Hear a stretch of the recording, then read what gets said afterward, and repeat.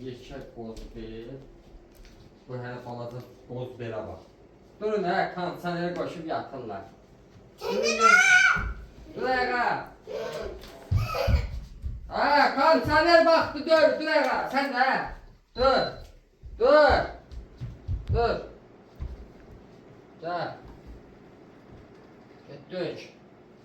Sən də. Gəl. Pəncərə, ot! Koşma deyirəm. Sən, o qırıldı. Koşma. Keç yerə. Orada külək gəlir. Dur. Sən gedirsən ata ilə? Hə? Bura pisdir. Ata ilə getsən. Kondisioneri söndürək. Nə deyirsən? Öp üzümdən gedək. Onu öldürün. Ötdük. Söndür, pəncərəni aç. Ne yapar pəncərəni?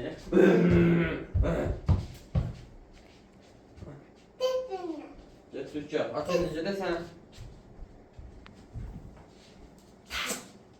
Yuxulusan sən? Qansını göndər qalsın. Hə? Qansını göndər qalsın. Kondisioneri söndürək. Söndürək. Ağlasın mı?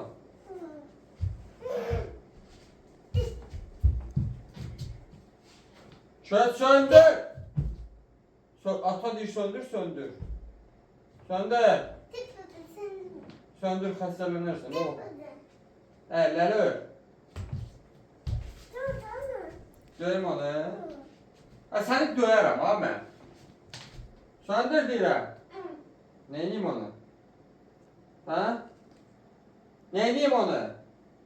Söndür.